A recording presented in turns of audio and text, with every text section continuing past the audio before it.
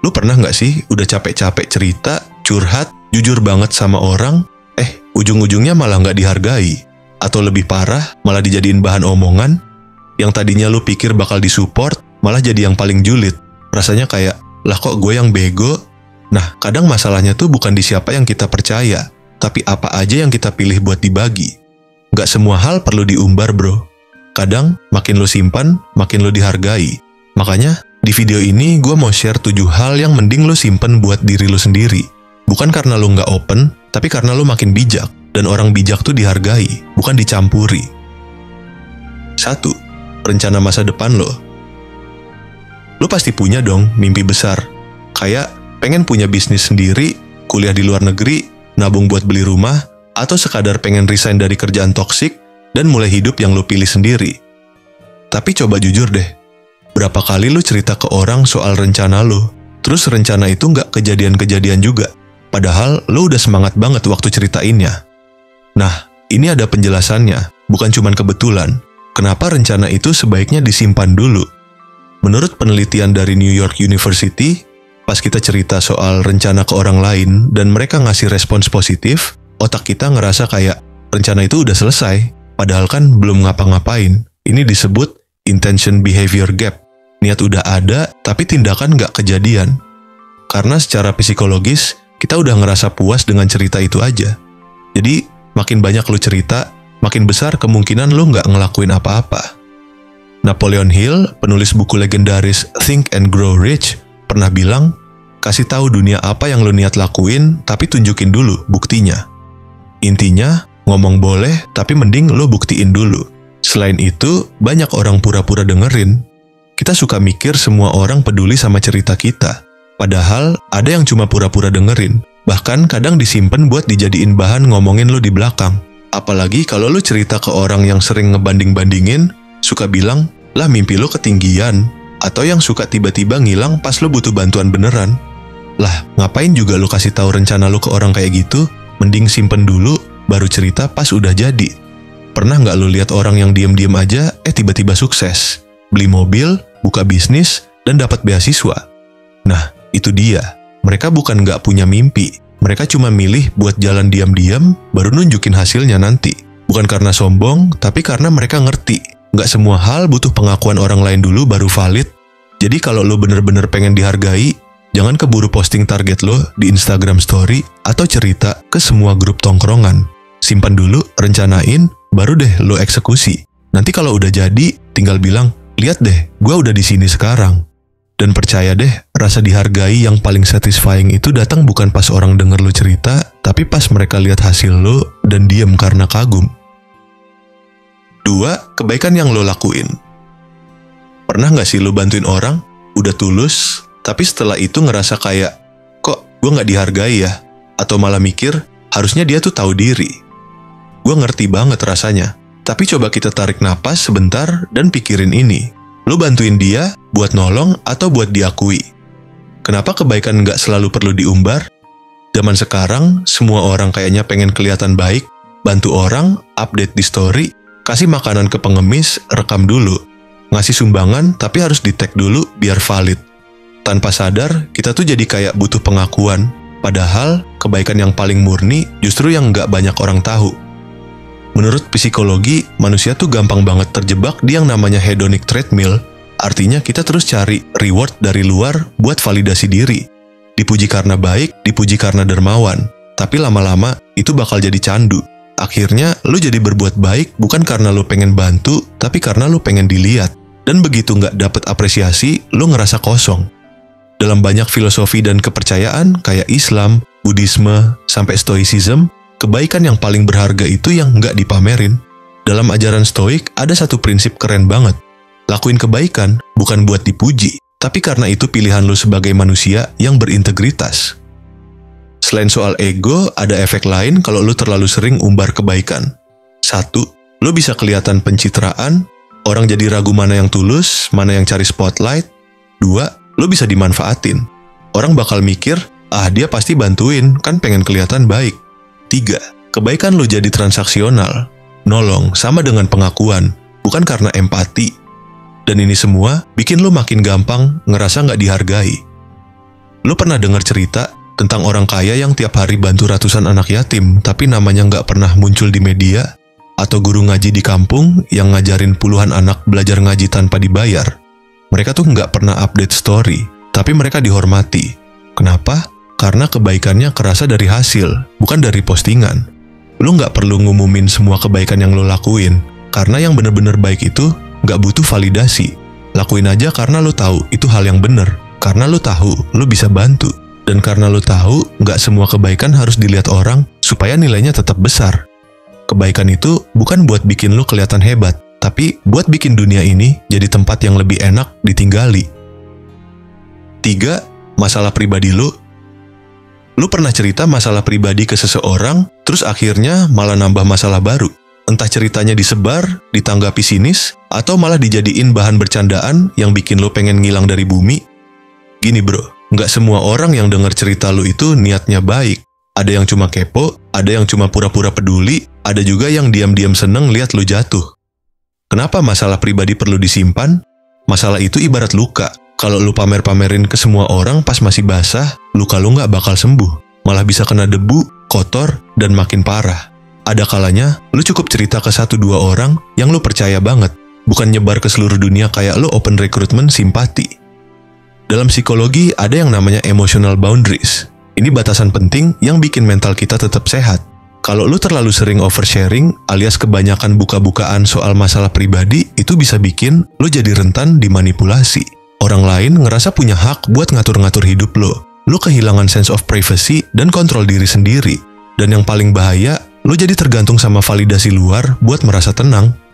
Brené Brown, seorang peneliti soal keberanian dan kerentanan, bilang, membagikan terlalu banyak, terlalu cepat, bisa jadi bentuk keputusasaan yang menyamar sebagai keterbukaan. Artinya, bukan semua bentuk curhat itu sehat. Kadang kita cerita bukan buat sembuh, tapi buat nyari perhatian, dan itu nggak menyelesaikan apa-apa. Kalau lu emang butuh bantuan, carilah orang yang benar-benar bisa kasih ruang aman, kayak temen deket yang bijak, mentor, atau kalau perlu, lu datang ke psikolog. Jangan asal curhat di story, thread Twitter, atau grup WA yang isinya 80% pasif dan 20% toksik. Bahayanya kalau lu cerita ke orang yang salah. 1. Bisa disalahgunakan. Masalah lu bisa jadi senjata buat dijatuhin.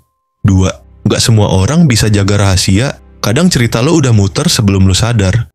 3. Orang bakal nilai lo dari titik terendah lo. Padahal lo udah bangkit, tapi mereka masih inget lo yang dulu, lo yang lemah. Masalah pribadi itu bukan buat diumbar, tapi buat diproses. Dan proses itu butuh ruang yang tenang, bukan panggung pertunjukan.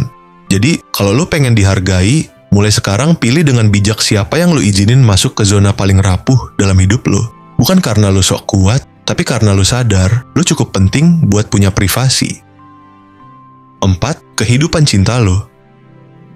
Zaman sekarang, pacaran tuh kadang kayak konten. Baru jadian, langsung ganti foto profil couple.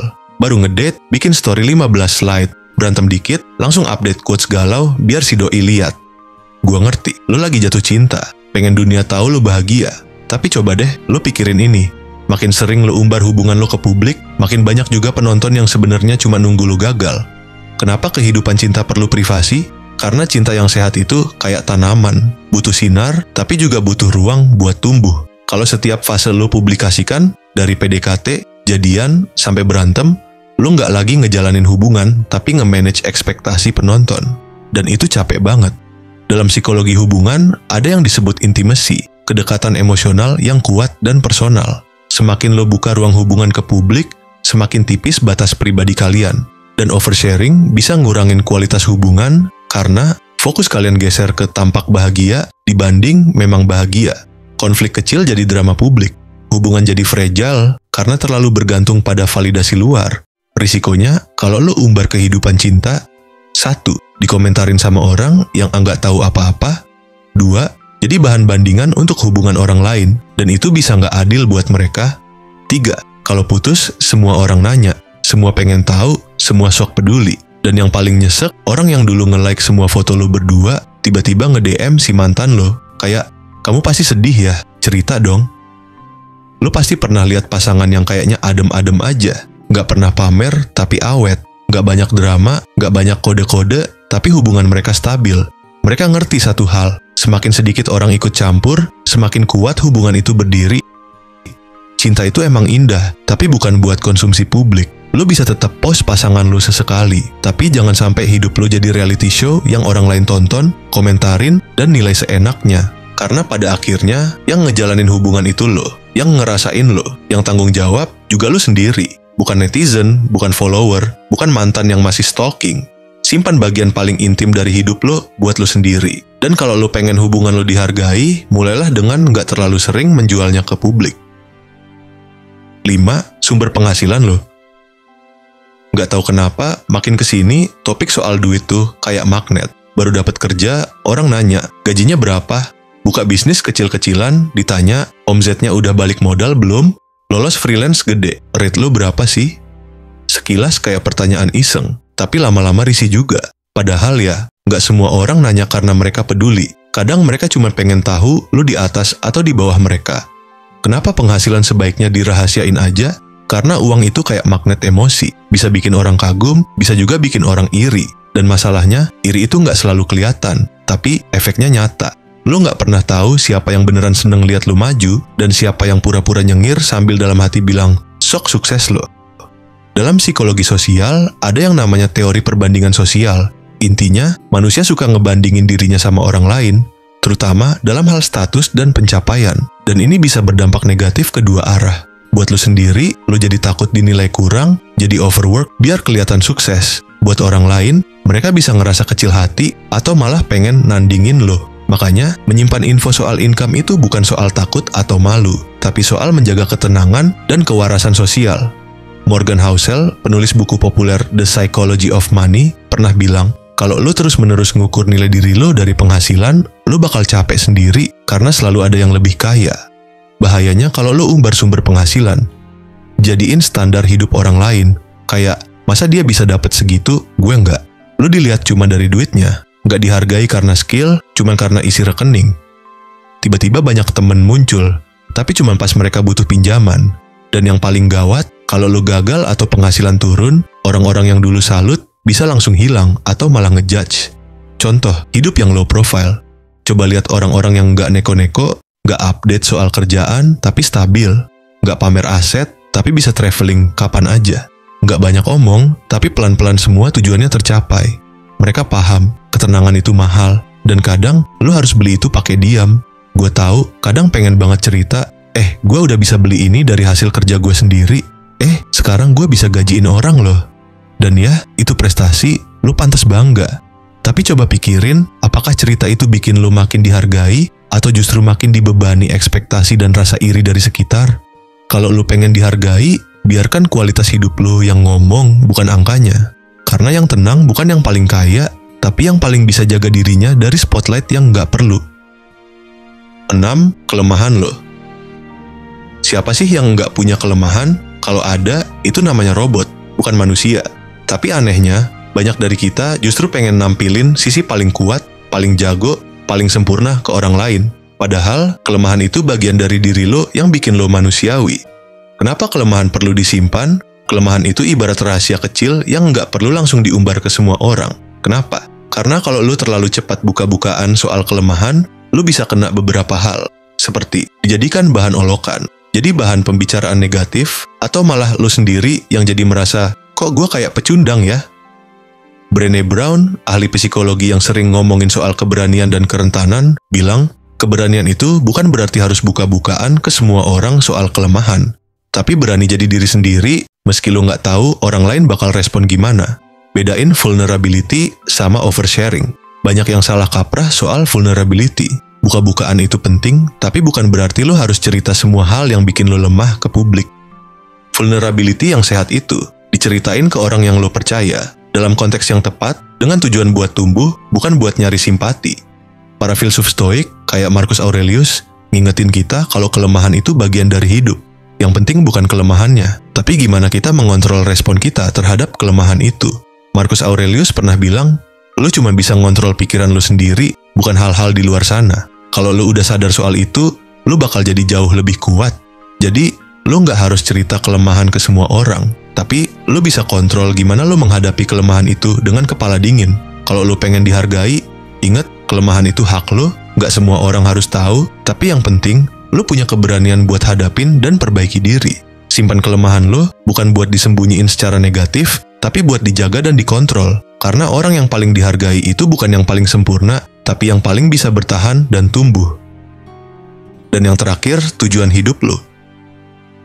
Pernah gak sih lo ngerasa bingung banget sama hidup? Kayak, sebenarnya gue mau apa sih? Atau, ini jalan gue bener gak ya? Tenang, itu wajar banget. Justru orang yang nggak pernah nanya tujuan hidupnya, biasanya jalanin hari-hari tanpa arah. Kenapa tujuan hidup perlu disimpan? Lo boleh banget punya tujuan hidup besar dan ambisius, tapi nggak semua orang harus tahu semua rencana dan impian lo secara detail. Kenapa? Karena kadang lo bakal dapat komentar negatif yang malah bikin lo down. Lo jadi sering dibatasi opini orang lain, bukan fokus sama visi lo sendiri, dan ada hal yang lebih penting dari diakui orang, yaitu percaya sama diri sendiri. Dalam psikologi, ada istilah intrinsic motivation.